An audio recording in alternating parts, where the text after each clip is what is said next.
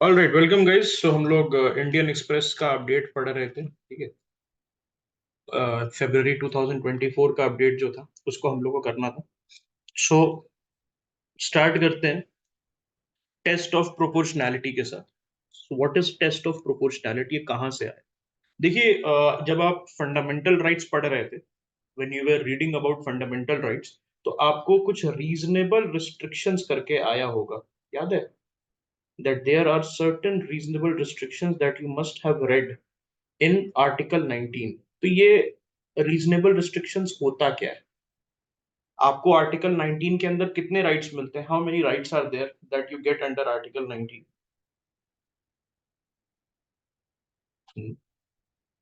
Article 19 के अंदर 6 rights मिलते हैं। Very good. अब यहाँ पर मुझे एक बात बताइए कि जब लिबर्टी की मैं बात करता हूँ तो लिबर्टी की का फुल फॉर्म क्या है? मतलब what is the, not the full form, but what is the definition that UPSC has given? It is the opportunity to develop oneself fully, opportunity to develop oneself fully, yes। तो opportunity जो है, okay, opportunity जो है, अगर आप अपने आप को पूरे तरीके से डेवलप करना चाहते हैं तो क्या article 19, right to freedom of speech, right to movement, right to profession, okay, ये सारी चीज क्या इंपॉर्टेंट है? क्या इसके बिना आप अपने आप को, थॉट एंड एक्सप्रेशन को अपने आप को एक्सप्रेस किए बिना इंसान अपने आप को डेवलप कर सकता है? अगर मेरे पास अभिव्यक्ति की आजादी ना हो, अभिव्यक्ति का मतलब क्या होता है?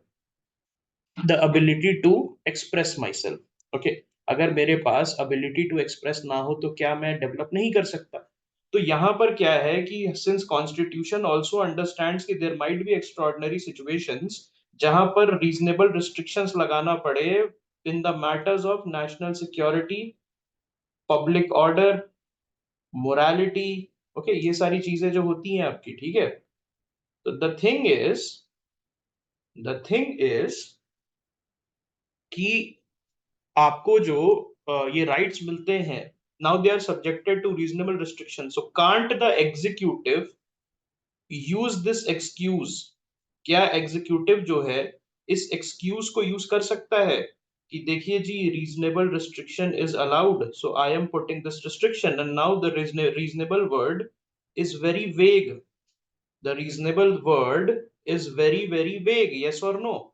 Now the reasonable, since the reasonable word is vague, तो इसमें कुछ भी हो सकता है, इसमें तो वो कुछ भी रिस्ट्रिक्शन लगा सकता है। तो इसी रिस्ट्रिक्शन को रोकने के लिए कि आप जो है रीजनेबल रखिए रिस्ट्रिक्शन को, और रीजनेबलनेस चेक होता है टेस्ट ऑफ प्रोपोर्शनैलिटी से।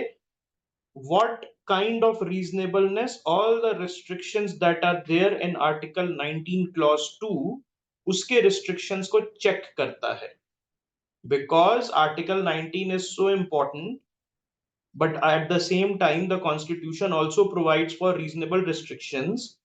तो वहां पर एक बैलेंस बनाने के लिए that the individuals are not subjected to the arbitrary action of the executive, okay. अपने मन पसंद एक्शन, जैसे मोदी जी को मन किया या किसी दूसरे मिनिस्टर को मन किया, तो वो अपने हिसाब से आपका आर्टिकल 19 को कर्टेल नहीं कर सकता है। तो वही टेस्ट ऑफ प्रोपोर्शनैलिटी जो है वहां पर काम आता है। सो यहाँ पर जो है only interference that a law passed by parliament can do with part 3 rights. What are part 3 rights? These are justiciable fundamental rights. What is justiciable? Justiciable का मतलब क्या होता है फ्रेंड्स? जस्टिसिएबल का मतलब ये होता है कि it is enforceable by a court of law. मतलब आप कोर्ट में जाके इसके प्रोटेक्शन के लिए आप अर्जी डाल सकते हैं। You can put in a petition, you can put use the different kind of writs that are available, और वहां पर जाके आप जस्टिसिएबिलिटी को इंश्योर कर सकते हैं। तो ये जस्टिसिएबल फंडामेंटल राइट्स को तो ऐसे भी जो है आप इंटरफेयर नहीं कर सकते हैं, a law passed by parliament. लेकिन देयर इज एन एक्सेप्शन कि आप इंटरफेयर कर सकते हैं for article 19 clause 2, okay. Article 19 clause 2 में there are certain reasonable restriction. Now these reasonable restrictions are subjected to the test of proportionality. और ये test होता है डिसाइड करने के लिए whether an action is a reasonable restriction और not under article 19 clause 2। Okay, test of proportionality is a necessary guard against arbitrary executive action. तो ये जो टेस्ट ऑफ प्रोपोर्शनैलिटी है, ये क्या है, एक नेसेसरी गार्ड है against what, against the arbitrary executive action. और ये इंश्योर करता है कि स्टेट जो है it can not extinguish the right entirely even in pursuance of a legitimate state interest. ठीक है, यहां पर क्या होता है कि मान लिया कि आपको सही में सिक्योरिटी को खतरा है इंडिया के, सही में पब्लिक ऑर्डर को खतरा है, सही में मोरालिटी इज वेरी प्रॉब्लमेटिक, लेकिन उसके नाम पे आप जो है दूसरे के राइट्स, फंडामेंटल राइट्स नहीं ले रहे हैं। अगर आप लॉ एंड ऑर्डर इंश्योर करना है तो किसी का राइट टू लाइफ आप नहीं ले रहे। मान लिया कि कोई प्रोटेस्टर है, तो उसको सर में गोली आप नहीं मार सकते ये कह के कि लॉ एंड ऑर्डर के लिए हमने किया, we have taken away the right to life because we wanted to establish law and order. ऐसा नहीं हो सकता है। तो ये टेस्ट ऑफ प्रोपोर्शनैलिटी जो है आपको बहुत अच्छा काम आता है। आधार एक्ट में यूज किया गया था इसको टेस्ट ऑफ प्रोपोर्शनैलिटी में, कि क्या आधार को मैंडेटरी बनाना या आधार का जो है एक रिक्वायरमेंट रखना प्राइवेसी के अगेंस्ट है कि नहीं। Okay, is it not against privacy, ये पुट्टा स्वामी केस जो है वहां पर भी देखा गया। तो ये मुझे आप बता सकते हैं राइट टू प्राइवेसी किसके अंडर आता है? राइट टू प्राइवेसी जो है वो किसके अंदर आता है? Article 21 of the constitution. याद रखिएगा प्लीज, 2 बार लगातार क्वेश्चन ये आ चुका है यूपीएससी में। राइट टू प्राइवेसी, प्रीलिम्स में आपके क्वेश्चन ये आया हुआ है 2 बार। आर्टिकल 21 में रहता है। कौन सा केस इसके लिए फेमस है? जस्टिस के S Puttaswamy case. Okay, clear है? ओके, क्लियर है? ओके, अब हम बात करते हैं कि प्रोपोर्शनैलिटी का टेस्ट कैसे होता है। प्रोपोर्शनैलिटी का टेस्ट जो है वो हम कैसे देखते हैं, वो अब यहां पर आपको देखते हैं। तो द स्टेट्स एक्शन, जो स्टेट का एक्शन है, it must be sanctioned by law. State का जो एक्शन है it must be sanctioned by law and the action must be necessary in a democratic society for legitimate aim. कुछ आप legitimate M निकालना चाह रहे हो डेमोक्रेटिक सोसाइटी के लिए, उसके लिए आप वो एक्शन ले रहे हो, ठीक है। और वो आपका एक्शन जो है it must be sanctioned by law. तो कैन आई से that this sanctioned by law is also part of the procedure established by law, that it has to provide for the exact procedure। एक procedure से गुजरना पड़ेगा और बाकी की चीजें जो है, ओके, बाकी की चीजें this is part of the natural justice phenomena, due process, है ना। तो action must be necessary in a democratic society for legitimate aim. Legitimate aim के लिए, किसी लेजिटिमेट एम को पाने के लिए, okay, it must be legally sanctioned aim. Legitimate का मतलब क्या होता है? Something which is legal, and it must be procedural, it must provide for procedural guarantee against abuse of such interference। मतलब अगर ये जो रीजनेबल रिस्ट्रिक्शन आप लगा रहे हैं, जो जो भी रीजनेबल रिस्ट्रिक्शंस आप लगा रहे हैं, उसके अगेंस्ट जो है एक गार्ड जरूरी है। रीजनेबल रिस्ट्रिक्शन जो आप लगा रहे हैं it must not turn into an abuse.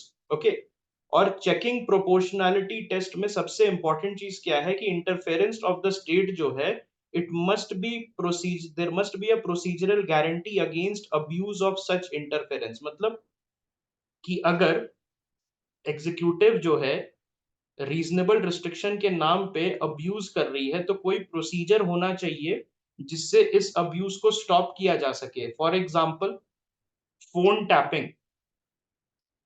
तो फोन टैपिंग जो है आप अपने मन से नहीं कर सकते, आपको जो है होम मिनिस्ट्री से परमिशन लेना पड़ेगा।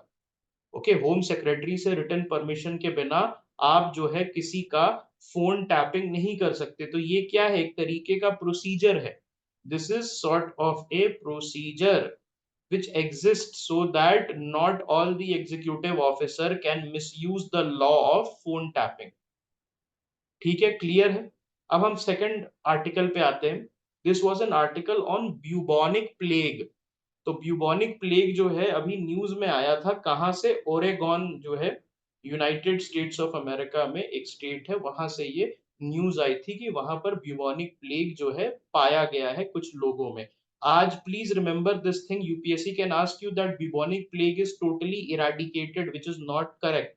आज भी 11,000 लोग जो है हर साल, स्पेशली मेडागास्कर एंड मोजाम्बिक, इस टाइप की कंट्री से, ईस्ट अफ्रीकन कंट्री से जो है आपको आते हैं with the bubonic plague. UPSC can ask you कि that bubonic plague has been completely eradicated. This is not correct. It is caused by Yersinia pestis, which is a zoonotic bacteria. Bubonic plague है एक zoonotic bacteria जिसको हम क्या कहते हैं? Yersinia pestis. और ये जो Yersinia pestis है, zoonotic का मतलब क्या होता है? Zoonotic का मतलब है कि एनिमल से ह्यूमन में चला जाता है। और कुछ हमने पढ़ा था क्या? हमने क्या और कुछ पढ़ा था? That something else was there. तो जूनोटिक याद होगा, नीपा वायरस हमने पढ़ा था। दैट नीपा वायरस जो है that was also zoonotic. Okay, corona is also zoonotic. आपको उससे हुआ था, पैंगोलिन से, याद होगा। Wet market, Wuhan wet market, Ebola, yes.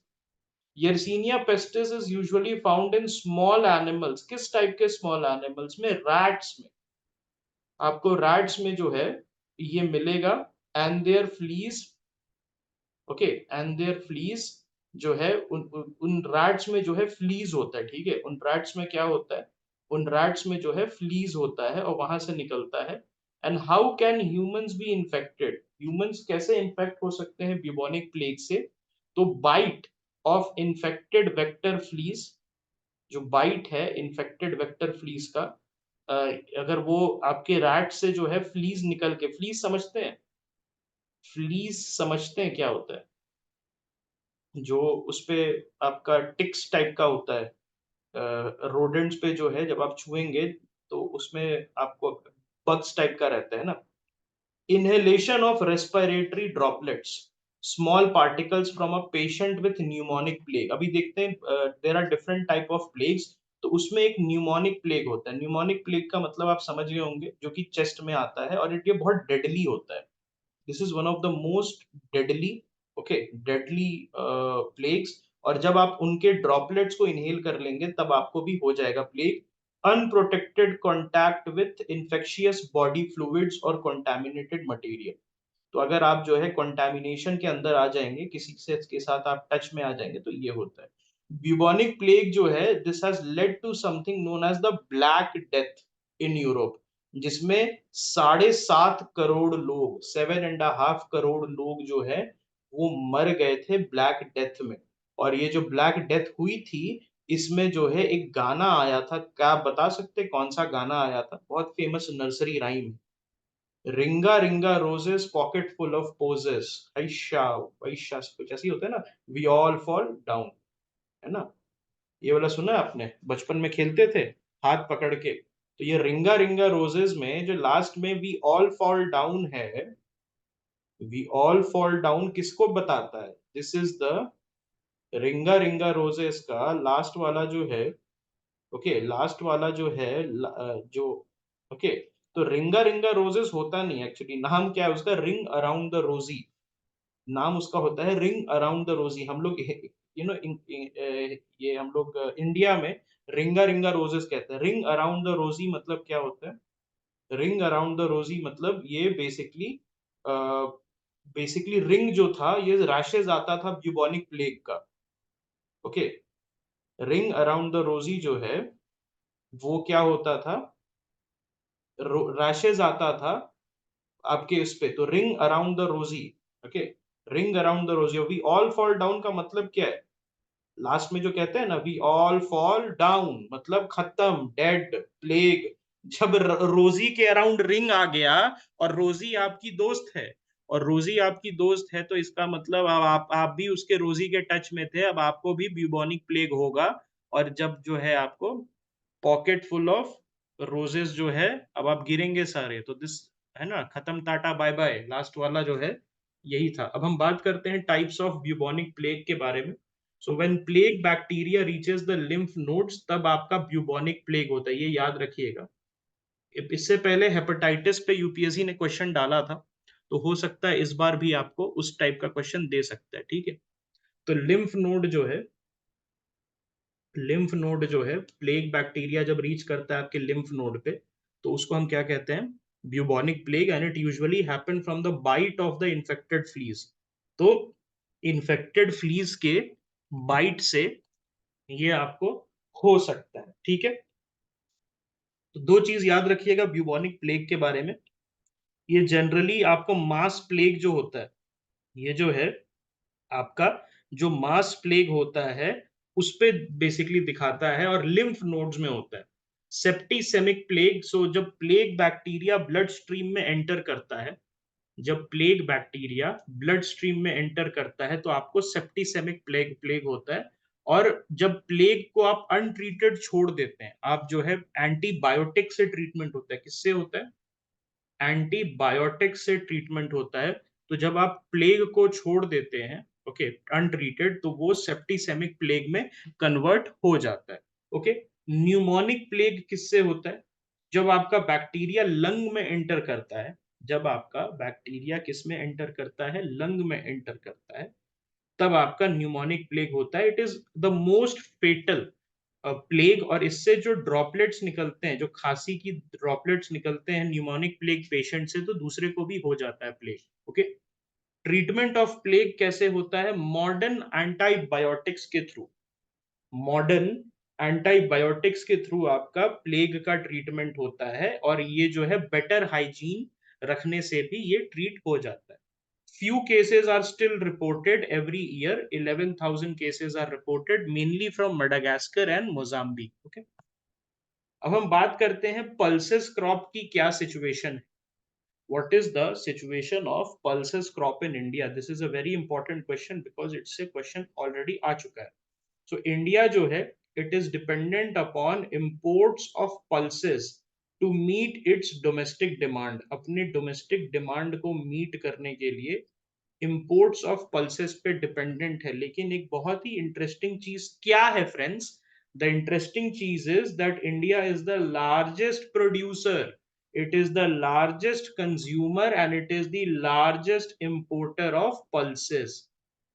India जो है क्या है, लार्जेस्ट प्रोड्यूसर है, लार्जेस्ट कंज्यूमर है, और लार्जेस्ट इंपोर्टर है। तो तीन लार्जेस्ट, प्रोड्यूसर, कंज्यूमर और इंपोर्टर, ये जो तीन लार्जेस्ट का डिस्टिंक्शन है कि हम सबसे ज्यादा प्रोड्यूस भी करते हैं, हम सबसे ज्यादा कंज्यूम भी करते हैं, सबसे ज्यादा इंपोर्ट भी करते हैं, ठीक है। Pulses account for around 20% of area under food grain.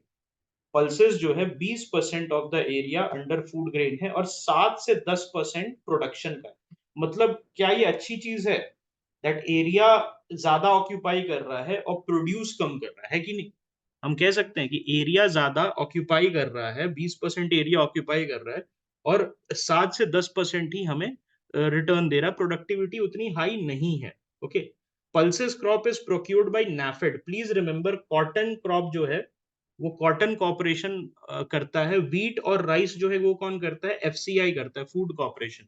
और पल्सेस और oil seeds, please remember, NAFED जो है वो पल्सेस और ऑयल सीड्स करता है।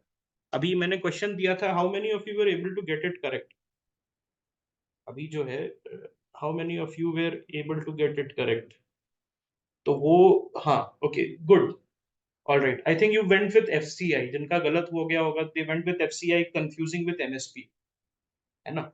जिन्होंने एफसीआई किया है they must be confuse with MSP. नहीं, एमएसपी में एफसीआई जो है व्हीट और राइस करता है, कॉटन का जो एमएसपी पे है वो कॉटन कॉर्पोरेशन ऑफ इंडिया करेगा, सीसीआई। और नाफेड जो है, ओके, ऑलराइट, ठीक है। नॉट एग्जैक्टली, ओके, अगर हम मॉडर्न मेथड्स यूज करेंगे, मॉडर्न मेथड्स अगर हम यूज करेंगे तो ऑब्वियसली बम्पर क्रॉप हो सकता है। अभी भी pulses is one of the most ignored, okay. Pulses क्या है, it is perhaps one of the most ignored of the lot of the crops. NAFED implements the price support scheme. तो ये PSS किसके अंदर आता है? प्राइस सपोर्ट स्कीम किसके अंदर आता है? Any idea, any scheme that you guys know about जिसके अंदर ये आता है? पीएम आशा सुना है आपने? प्रधानमंत्री अन्नदाता आय संरक्षण अभियान। प्रधानमंत्री अन्नदाता आय संरक्षण अभियान, पीएम आशा। ओके, और इसके अंदर का कंपोनेंट क्या क्या है पीएम आशा का? प्राइस सपोर्ट स्कीम है, प्राइस डेफिशिएंसी पेमेंट स्कीम है, और private procurement and stockist scheme. तो ये तीन याद रखिएगा, पीएसएस, पीडीपीएस एंड पीपीपीएस। मतलब पीएसएस क्या है? Price support scheme. जब, ये ध्यान से समझिएगा, जब पल्सेस ऑयल सीड्स और कोपरा, पल्सेस ऑयल सीड्स और कोपरा जो है, इसके इस क्रॉप्स का अगर एमएसपी से नीचे चला जाता है मार्केट प्राइस, तब एमएसपी पे सेंट्रल एजेंसीज पीएसएस के अंदर, जैसे नाफेड जो है ऑयल सीड और पल्सेस वगैरह, उसको प्रोक्योर करेगा। पीडीपीएस क्या होता है? पीडीपीएस प्राइस डेफिशिएंसी पेमेंट स्कीम। इसमें क्या होता है? प्राइस डेफिशिएंसी पेमेंट स्कीम, जहां पर स्टेट जो है वो डिफरेंस देगा मंडीज और एमएसपी के बीच में। जो डिफरेंस है, आपने मंडी में बेचा, एमएसपी से कम मिल गया आपको, 1500 रुपए एमएसपी है, 1200 में आपने बेचा, तो स्टेट आपको 300 रुपए दे देगा आपके खाते में। और प्राइवेट प्रोक्योरमेंट और स्टॉकिस्ट स्कीम क्या है? तो अभी ये पायलट प्रोजेक्ट है, अभी हर स्टेट में और हर पूरे इंडिया में नहीं फैला है। यहां पर प्राइवेट एजेंसीज को गवर्नमेंट के कोऑर्डिनेशन में प्रोक्योर करवाया जाएगा ऑयल सीड्स। ओके, और नोटिफाइड मार्केट से उठाएगा, एमएसपी पे उठाएगा। ओके, क्या ये क्लियर है? पीएम आशा हम करेंगे अभी कुछ दिनों में, आई थिंक 3-4 दिन आप थोड़ा सा टाइम दीजिए, उसके बाद जो है हम लोग स्टार्ट करेंगे अपना स्कीम्स वाला करना विकास पीडिया से। तो उसमें आपको क्लियर हो जाएगा। लेकिन ये क्लियर है ना, पीपीएस, पीडीपीएस और प्राइवेट स्टॉकिस्ट, ठीक है, स्कीम, ठीक है। एमएसपी किसके लिए अनाउंस हो रहा है? रबी रबी सीजन में एमएसपी ग्राम के लिए और लेंटिल के लिए, मसूर की दाल सुना होगा आपने, मसूर की दाल के लिए और ग्राम के लिए जो है आप उसके लिए अनाउंस होता है। ओके, और under the price support scheme which is PM Aasha का पार्ट है, NAFED undertakes procurement as and when prices fall below the MSP। जब MSP के नीचे प्राइसेस आपका जाता है तो NAFED जो है वो प्रोक्योर करता है। Pulses are grown in both rabi and kharif season. Rabi season में और खरीफ सीजन दोनों में जो है पल्सेस ग्रो किया जाता है, ये ध्यान रखिएगा। एक्सक्लूसिवली रबी में नहीं किया जाता है, खरीफ में भी किया जाता है। रबी में 60% ऑफ द टोटल प्रोडक्शन, मतलब मेजर प्रोडक्शन हैपेंस इन रबी, लेकिन खरीफ में भी किया जाता है। कोई बता सकता है कि खरीफ पल्सेस का कुछ काम होता है, अलग ही काम होता है, that's why they are grown? Can you tell me why?